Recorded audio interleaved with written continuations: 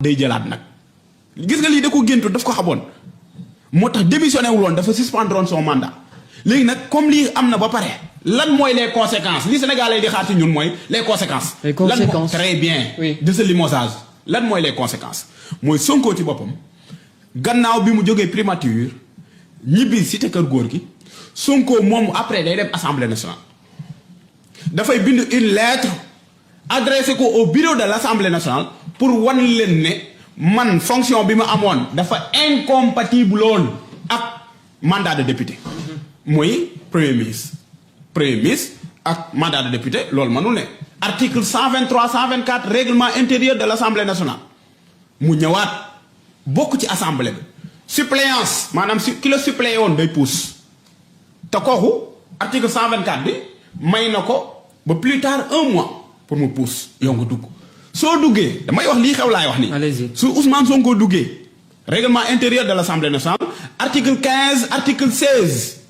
mooy permettre kii xam ne moom mooy le président de l' assemblée nationale bi nga xam ne Ousmane Sonko moo ko fa teg day démissionné. El Malick day démissionné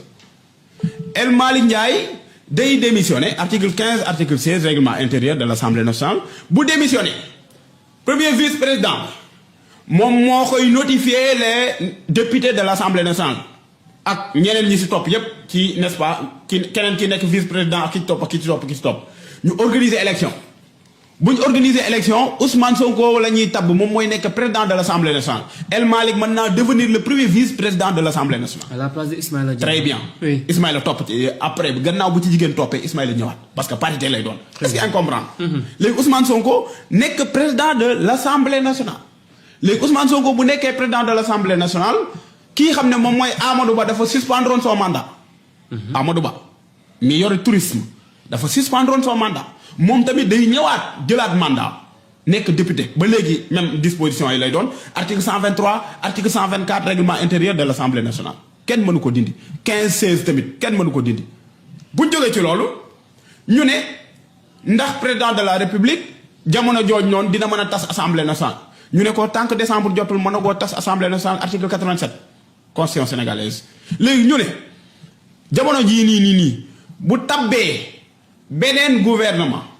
mu am beneen premier ministre lan moo war a am comme conséquence motion de censure article 86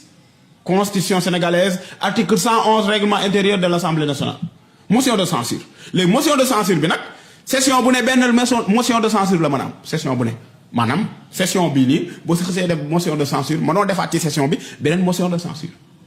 léegi motion de censure bu amee article 86 article 111 tamit bu règlement intérieur ak 86 bu constitution sénégalaise ki nga xam ne moom mooy le premier ministre dafay bind une lettre de démission boo xam ne daf koy adressé au président de la république par force obligation loolu doon par force président bi nag mën na toog ak diir door ko nangu mais démission bi c' est automatique day am. léegi loolu bu amee par exemple léegi yow nga bëgg a gouverner yow président nga bëgg a doxal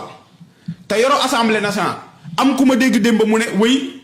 am na lu taxaw mooy. gouverner par ordonnance. oui mën na gouverner par ordonnance man ko defal ndànk li nga xamoo ci dara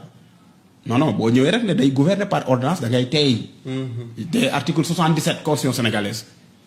ndox bi dal na. waaw teeyal rek da ngay teey. article 77. oui constitution sénégalaise. pour nga gouverner par ordonnance.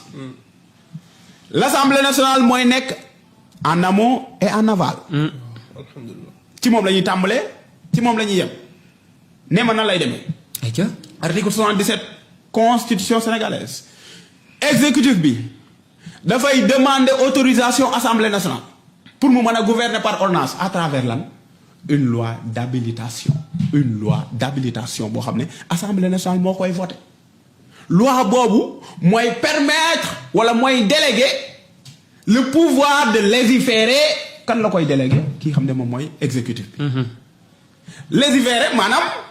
mu mën a prendre des mesures yoo xam ne ci domaine de loi lay doon est-ce que yaa ngi comprendre loo xam ne day méngoo ak yoon loo xam ne liggéeyu assemblée la woon ñu délégué ko jox ko def ba exécutif bi léegi mu jaar ci ratification lii ay texte la ratification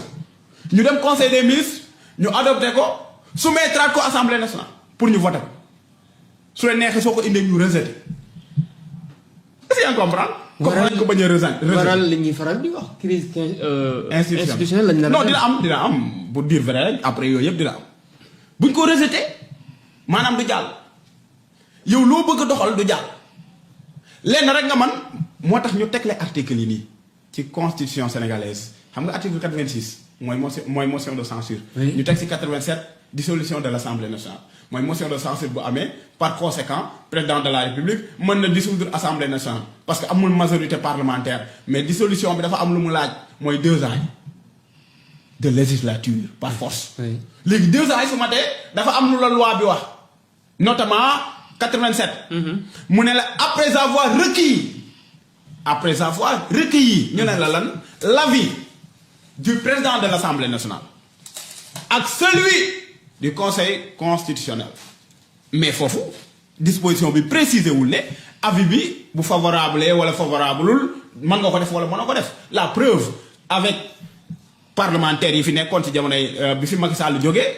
président dafa tas Assemblée nationale te amaana sax kii jiite woon Assemblée nationale d'accord ci woon mais problème bi doolal problème bi xam nga lan la mooy soo ko tasee ba pare si diiru 90 jours au maximum da ngay organiser élection obligation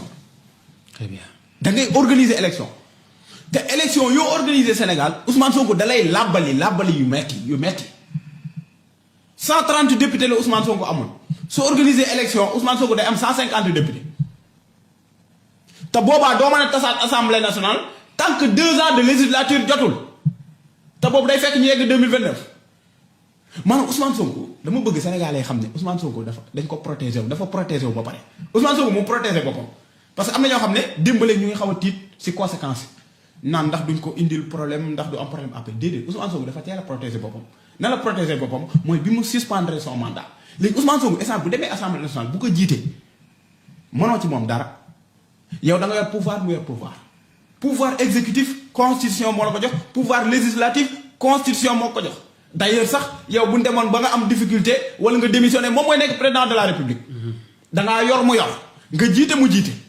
léegi nag cohabitation boobu foofu lay ñëwee nag léegi en réalité da ngay doxal muy doxal bés boo dissoudre mu defaraat listam gagné la bu la gagné tamit dañuy wéyal noonu ba élection présidentielle ñëw élection présidentielle bu ñëwee day gën a metti ci yow